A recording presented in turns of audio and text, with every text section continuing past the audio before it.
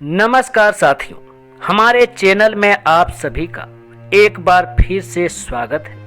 मित्रों, आज मैं आप सबको दो सगे भाइयों की एक शिक्षाप्रद कहानी सुनाने जा रहा हूँ। बहुत ही शानदार कहानी है, इसलिए आपसे निवेदन है कि समय निकाल कर इस कहानी को अवश्य सुनिए। आशा करता हूँ कि यह कहानी आप सबको जरूर पसंद आएगी। तो चलिए अब देर ना करते हुए सीधे कहानी पर आते हैं। मित्रों, एक गांव में दो भाई रहता था। दोनों स्वभाव से एक दूसरे से बिल्कुल विपरीत थे। बड़ा भाई मानता था कि लोगों की मदद करनी चाहिए, सेवा भाव रखना चाहिए, सबसे अच्छे से पेश आना चाहिए, जब जब मौका मिले दान भी करना चाहिए। छोटा भाई मानता था कि जीवन एक ही बार मिलता है, इसलिए उसे खुलकर जीना चाहिए। जो भी मन हो वह करना चाहिए। नशा करना हो, डांस बार जाना हो या और कुछ भी जिससे खुशी मिले, वह हर काम करना चाहिए। दोनों भाई अपनी अपनी मान्यताओं के हिसाब से अपना जीवन व्यतीत कर रहे थे। बड़ा भाई जो भी कमाता उसमें बड़ी मुश्किल से गुजारा कर पाता था। फिर भी उसे जब मौका मिलता तो दूसरों की मदद अवश्य करता था। वो सत्संग सुनने जाता, मेडिटेशन करता। वो जितना हो सके उतना सादा जीवन जीने की कोशिश करता। छोटा भाई गलत रास्ते और गलत तरीके से ज्यादा धन कमाता और अपनी हर इच्छा पूरी करता। दारू सिगरेट पीता, नाचने वालियों के पास जाता, जितना संभव हो उतना ऐश करता। बड़ा भाई अक्सर अपने छोटे भाई को समझाने की कोशिश करता कि वह अपने जीने का तरीका बदल दे। वो जो कुछ कर रहा है वे अच्छे कर्म नहीं है, लेकिन छोटा भाई उसकी एक ना सुनता और उल्टा बड़े भाई को ही अपना जीने का तरीका बदलने के लिए कहता। वे दोनों ही एक दूसरे की बात माने बिना अपने अपने तरीके से जिंदगी जीते रहे। एक दिन बड़े भाई को घर लौटते वक्त रास्ते में उसके चप्पल में कील घुस गई, जो चप्पल को चीरते हुए उसके पैर में घुस गई। उसे बड़ा दर्द हुआ। दर्द इतना ज्यादा था कि वह ठीक से चल भी नहीं पा रहा था, लेकिन फिर भी जैसे तैसे लंगड़ाते दर्द सहन करते हुए अपने घर तक पहुंच गया।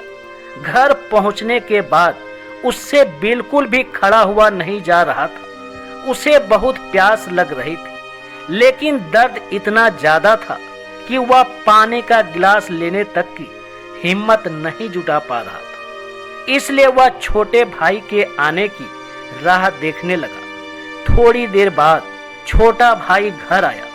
उसके चेहरे पर बड़ी सी मुस्कान थी। वह बहुत ज्यादा खुश लग रहा था। छोटे भाई को देखते ही बड़े भाई ने उससे पानी मांगा। छोटे भाई ने ठंडा पानी बड़े भाई को पिलाया और उससे पूछा क्या हुआ।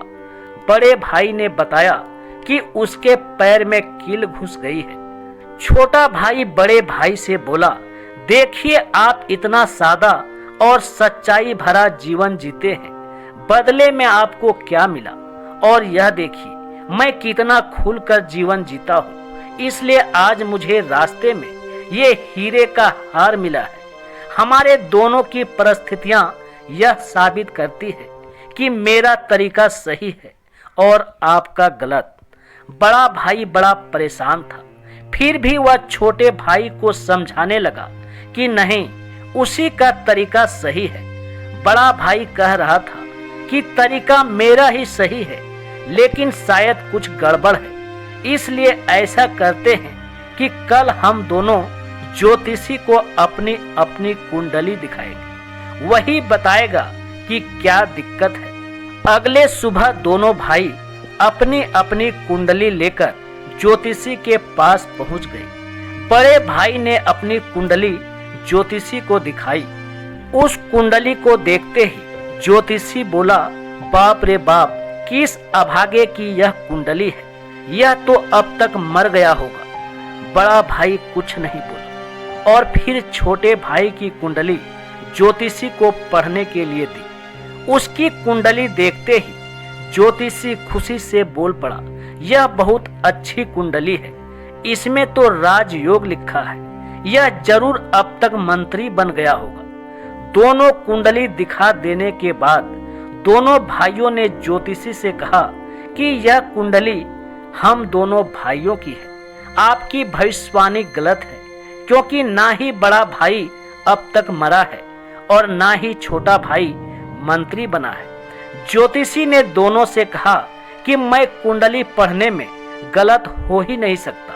हाँ, अगर तुम्हारे कर्म कुछ ऐसे हो तो तुम्हारी कुंडली में लिखा बदल जरूर सकता है। ज्योतिषी ने पहले बड़े भाई से और बाद में छोटे भाई से उनके जीवन जीने का तरीका और उसके कर्म के बारे में जाना। फिर दोनों को समझाते हुए कहा कि मेरी पढ़ी हुई कुंडली गलत नहीं है, यह बड़े भाई के अच्छे कर्म है जिसने उसको कुंडली में लिखे मौत की जगह सिर्फ एक कील का दर्द दिया, और दूसरी तरफ छोटे भाई के बुरे कर्म है जिसकी वजह से उसका राजयोग चला गया और उसे सिर्फ एक छोटा सा हीरे का हार मिला जिसे जल्द ही बेचकर खत्म कर देगा।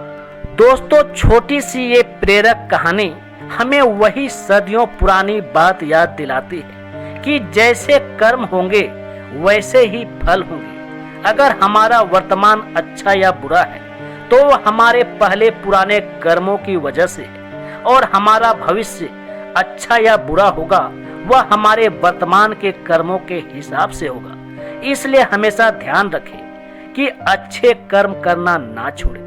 दोस्तों, कहानी कैसी लगी कमेंट करके जरूर बताना। धन्यवाद।